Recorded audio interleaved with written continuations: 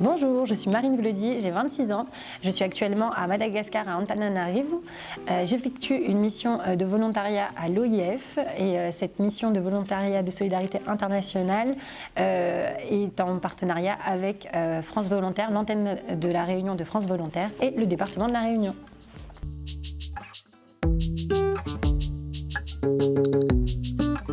Donc, je travaille pour l'Organisation internationale de la francophonie. Donc, l'Organisation internationale de la francophonie est une organisation internationale, comme son nom l'indique, qui réunit les pays, 88 États qui ont le français en partage.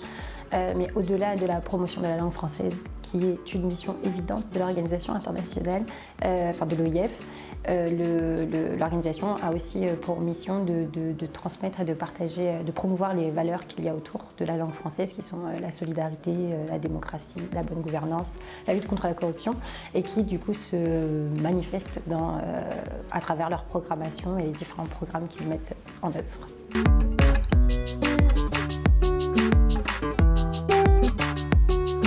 Donc, j'effectue mon volontariat de solidarité internationale à la représentation de l'OIF pour l'océan Indien, plus exactement. La représentation a une mission politico-diplomatique et également une mission programmatique dans les pays de la région, donc notamment Maurice, les Comores, la Réunion, Mayotte, Madagascar évidemment et les Seychelles, et on a également le Mozambique comme État observateur. Alors donc la représentation de l'OIF pour l'océan Indien a donc bien évidemment pour mission de retranscrire les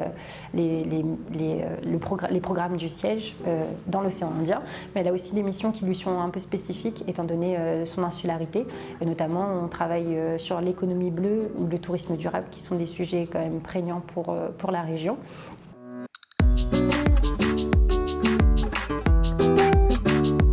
En tant que chargée de communication à la représentation de l'OIF pour l'océan Indien, je suis en charge de la communication.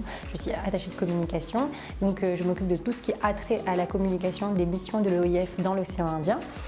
Donc ça peut passer tant par des relations presse, que par la coordination d'événements, que par la gestion des réseaux sociaux, la mise en œuvre de concours vidéo par exemple, et la conception graphique, donc coordonner tout ce qui est conception graphique, kakémono, affiches, etc.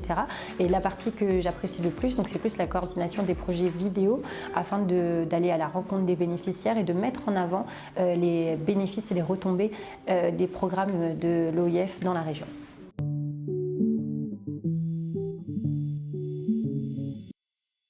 Donc dans les projets qui retiennent particulièrement mon attention, on a le Fonds La Francophonie avec elle, donc qui a été mis en place sous l'impulsion de la secrétaire générale de la francophonie suite à la crise Covid, afin d'appuyer les femmes dans l'autonomisation économique et dans leur développement personnel et aussi économique, puisque donc dans cette optique, il y a vraiment cette idée que de développer les femmes dans leur territoire, c'est aussi apporter le développement d'un pays.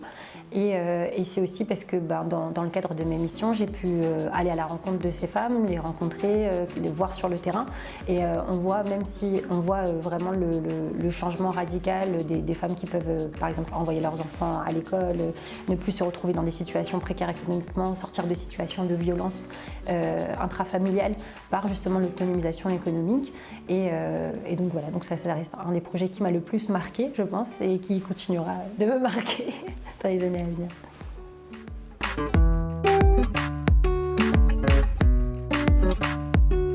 Alors je viens du Tampon, à l'île de la Réunion, je suis tamponaise et j'ai effectué, après avoir passé mon bac au lycée Roland-Garros, j'ai effectué mes études à Paris pendant 7 ans et c'est après mon master de sciences politiques et de communication que j'ai voulu à la base rentrer à la Réunion et que la proposition de volontariat s'est présentée et que j'ai postulé et que finalement j'ai été prise.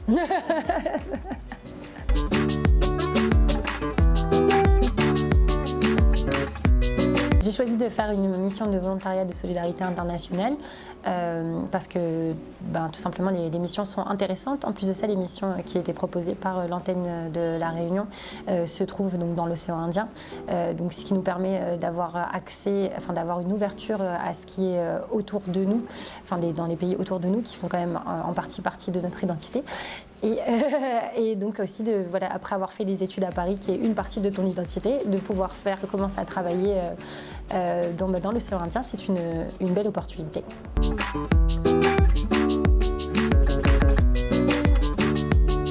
Donc mon adaptation à Madagascar s'est fait assez rapidement, puisqu'en réalité donc, il y a tout un peu un réseau de personnes, d'expatriés qui vivent à Madagascar.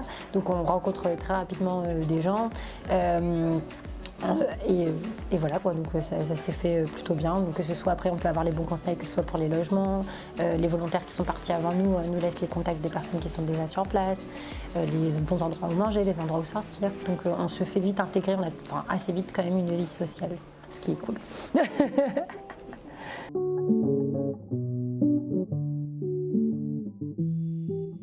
Ça fait maintenant 1 an et 4 mois que je suis à Madagascar, à Tana.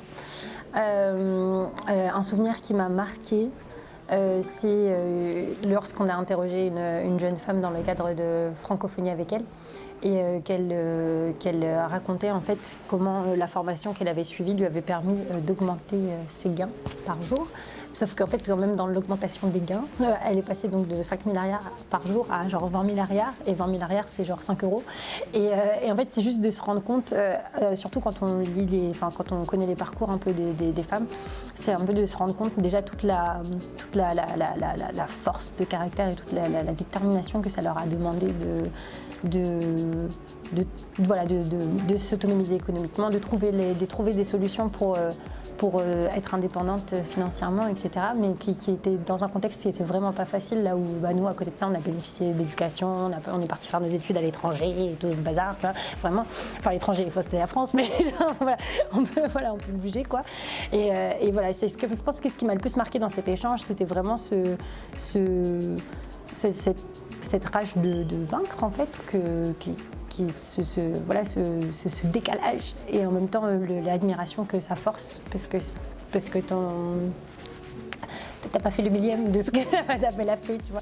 T'as eu plein d'opportunités, t'as fait plein de choses, mais t'as pas eu à te battre autant pour vivre dignement, tout simplement. Et voilà, donc c'est tout.